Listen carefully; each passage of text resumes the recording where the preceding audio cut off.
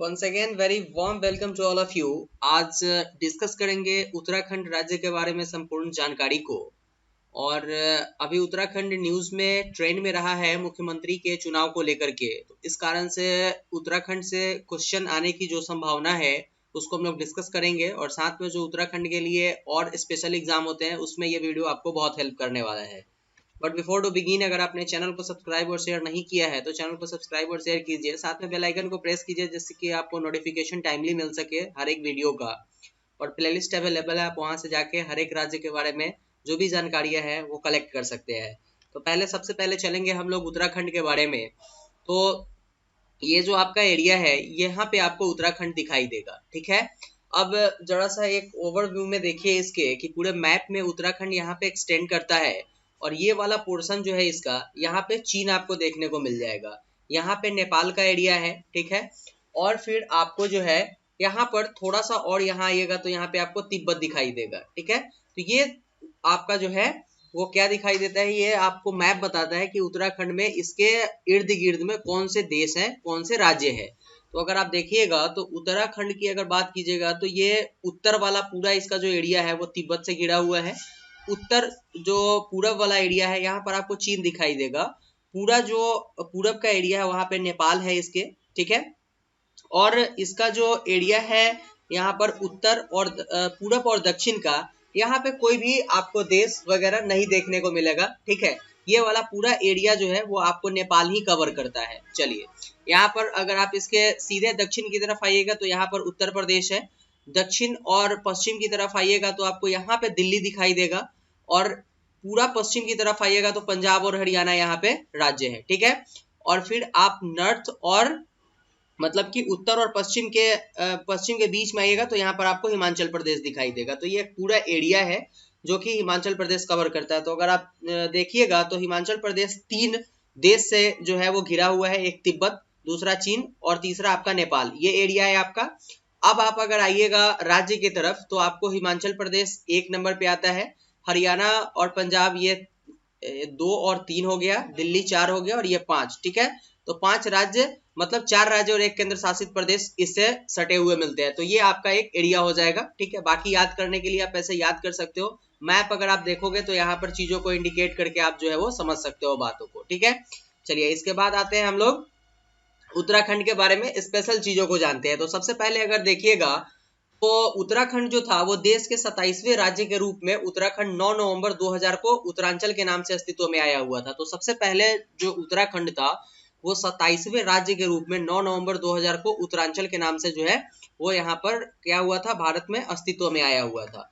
दूसरा देखेंगे हम लोग 1 जनवरी 2007 को उत्तरांचल का नाम बदल करके उत्तराखंड कर दिया गया। ये डायरेक्ट एग्जाम में पूछे जाने वाले क्वेश्चन है ये कि उत्तरांचल का नाम बदल करके उत्तराखंड कब किया गया हुआ था, तो 1 जनवरी 2007 को किया गया था।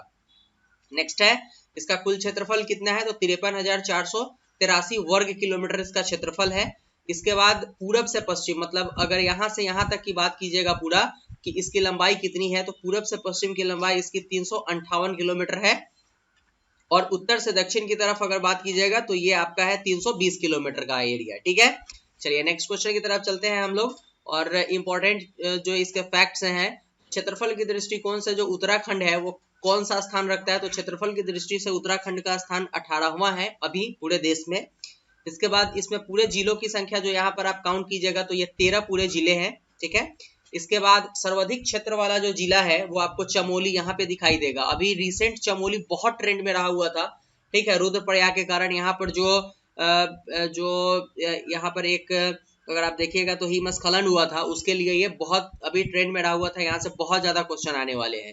तो अगर सबसे अधिक क्षेत्रफल वाला जिला की बात कीजिएगा आप, ठीक है, तो यह आपका पूरा चमोली यहाँ से यहाँ तक दिखाई देगा। सबसे बड़ा इसका जिला यही है, ठीक है। नेक्स्ट अगर इसकी लंबाई की बात करेंगे आप तो ये जो है 9126 वर्ग किलोमीटर में फैला हुआ है। सबसे कम क्षेत्रफल वाला जिला की अगर बात करेंगे तो ये बागेश्वर है, यहाँ पर आपको दिखाई देगा, ठीक है। यहाँ पे आपको बागेश्वर दिखाई देगा और ये जो है 1626 वर्ग किलोमीटर में फैला हुआ है। चलिए नेक्स्ट देखते हैं हम लोग इसका गठन कब हुआ था, 9 नवंबर 2020 को, ठीक है। चलिए 9 नवंबर 2020 को ये उत्तरांचल के नाम से जो है वो क्या हुआ था, देश में 27वें राज्य के रूप में आया हुआ था। बाद में इसका 2007 में नाम चेंज करके उत्तराखंड कर दिया गया था। नेक्स्ट चलते हैं हम लोग। सर्वाधिक जनसंख्या वाला जिला की अगर बात करेंगे तो यहाँ पे आपको हरिद्वार दिखाई दे रहा होगा। ये हरिद्वार वाला जो एरिया है ये सर्वाधिक जनसंख्या वाला जिला है, जहाँ पे सबसे ज्यादा पॉपुलेशन है। सबसे कम पॉपुलेशन की अगर बात करेंगे तो यहाँ पर आपको रुद्रप्रयाग दिखाई दे रहा होगा। रुद्रप्रयाग ये सबसे कम जो है आपको जनसंख्या वाला जिला इसका है। नेक्स्ट यहाँ पर अगर घनत्व की बात करेंगे, जनसंख्या घनत्व का, तो ये जो है 189 व्यक्ति प्रति वर्ग किलोमीटर की बात करता है ये, ठीक है। अब लिंगानुपात की बात करेंगे, प्रत्येक 1000 पुरुष पर औरतों की संख्या कितनी है, तो 963 है यहाँ पे। नेक्स्ट चलते हैं, साक्षरता दर क्या है, तो 78.8% उत्तराखंड की साक्षरता दर है। बहुत इंपॉर्टेंट क्वेश्चन है। उत्तराखंड का जो स्पेशल एग्जाम होता है वहां ये सारे क्वेश्चन आपके एग्जाम में आ जाएंगे। नेक्स्ट चलते हैं, पुरुष साक्षरता दर कितना है, 87.4%। उत्तराखंड में जो पुरुषों की साक्षरता दर है वो 87.4% है और महिलाओं की 70.00 मतलब 70% की बात करें तो केवल अगर आप देखिएगा तो 17% कम है उत्तराखंड में महिलाओं की साक्षरता। मतलब कि यहाँ पर महिलाएं भी बहुत ज्यादा पढ़ी लिखी मिलेगी आपको। नेक्स्ट चलते हैं हम लोग, यहाँ पर लोकसभा में सदस्यों की निर्वाचित संख्या कितनी है, तो यहाँ से लोकसभा में 5 सदस्य चुन करके जाते हैं। राज्यसभा में यहाँ से 3 सदस्य चुन करके जाते हैं और विधानमंडल जो है वो एक सदनात्मक है, मतलब कि यहाँ पर केवल विधानसभा है, ठीक है, विधान परिषद नहीं है, ठीक है। यहाँ पर आपको विधान परिषद नहीं दिखाई देगा। चलिए इसके बाद चलते हैं हम लोग, विधानसभा सदस्यों की संख्या, मतलब विधानसभा में कुल सीट कितनी है, तो 70 है विधानसभा में सीटों की संख्या। इसके बाद इसका जो उच्च न्यायालय है वो नैनीताल में है, ठीक है। लेकिन ये जो नैनीताल का जो यहाँ इसका उच्च न्यायालय है ये अस्थायी तौर पर है, ठीक है, ये अस्थायी तौर पर है। इसको अस्थायी किया जाएगा जब बहुत सारे परिसीमन वगैरह इसमें होंगे तो इसको चेंज किया जाएगा। नेक्स्ट चलते हैं हम लोग, राज्यों के उपनाम। इसको आप पहले तो वीवीआई कर लीजिएगा, यहाँ से डायरेक्ट एग्जाम में क्वेश्चन आता है। उत्तराखंड का स्पेशल एग्जाम हो और भी जो एग्जाम हो, जबकि ऐसे पता है आपको कि उत्तराखंड अभी ट्रेंड में चल रहा है, तो उत्तराखंड अगर ट्रेंड में चल रहा है तो इससे रिलेटेड अगर कुछ मिसलेनियस क्वेश्चन आपके निकल करके आएंगे तो वो बनेंगे यहाँ से। जैसे कि आप अगर देखिएगा तो देहरादून वाला जो एरिया है इसको हम लोग किस किस नाम से और जानते हैं, ये इसका उपनाम है। अगर आप देखिएगा तो देहरादून के एरिया को हम लोग दून के नाम से जानते हैं, ठीक है, लीची नगर के नाम से जानते हैं, सैनिक नगर के नाम से जानते हैं और वन विहार के नाम से जानते हैं। ये सारा किसका नाम है, देहरादून का।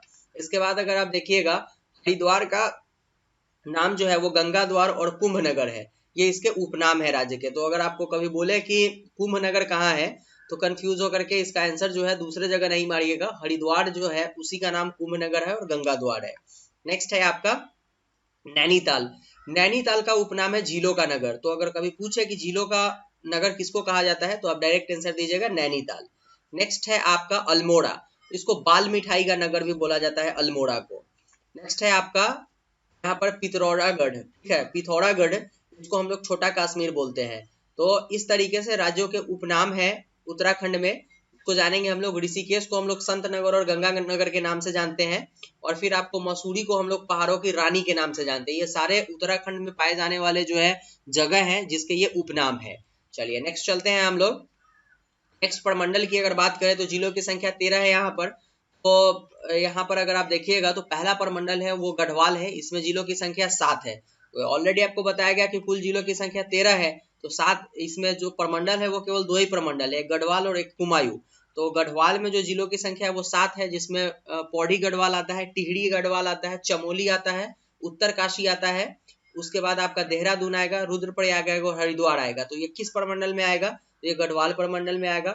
और कुमाऊं प्रमंडल में 6 जो है जिले हैं और इसमें आपका अल्मेड़ा आ जाएगा, नैनीताल आ जाएगा, पिथौरागढ़ आ जाएगा, उधम सिंह आ जाएगा और चंपावत और बागेश्वर, ये सारे जो है वो जिले यहाँ पर आपको देखने को मिल जाएंगे।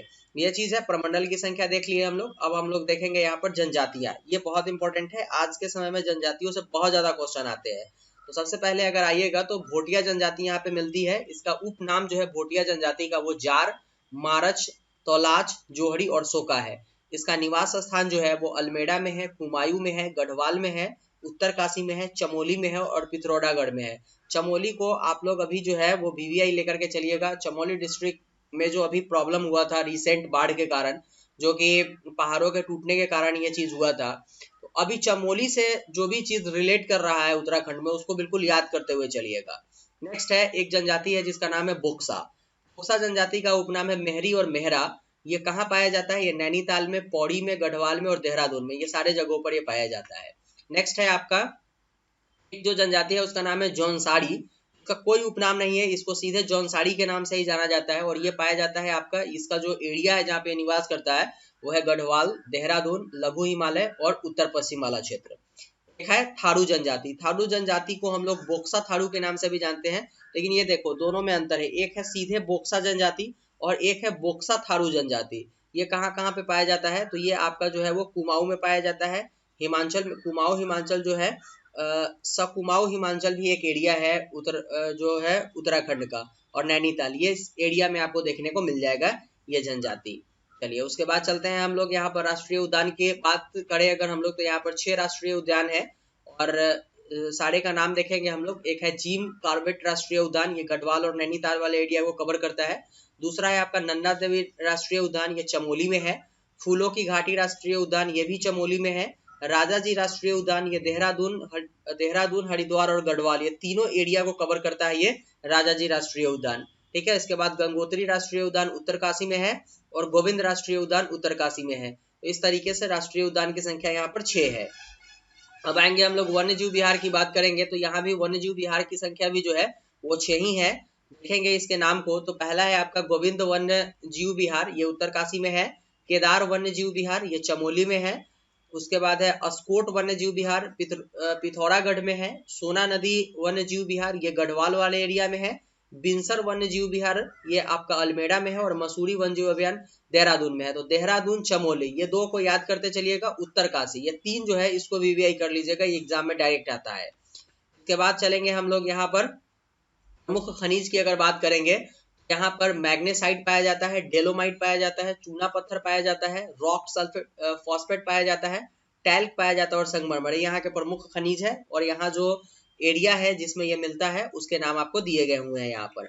नेक्स्ट आपका अगर देखिएगा आप, आपका प्रमुख लोक नृत्य का बात आता है। ठीक है, तो प्रमुख लोक नृत्य का नाम जो है वो कर्मा है, चचला है, छपेली है, नौटंकी है, छोलिया, पांडव, वादी वादिनी, लांग और वैला, ये सारे जो है यहाँ के प्रमुख लोक नृत्य है जहाँ से कि एग्जाम में क्वेश्चन आते हैं।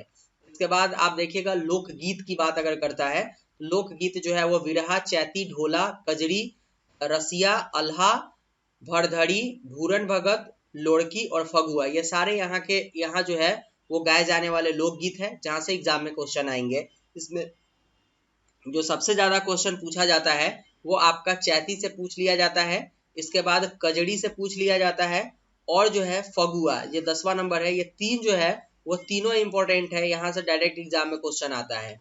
चलिए नेक्स्ट चलते हैं हम लोग।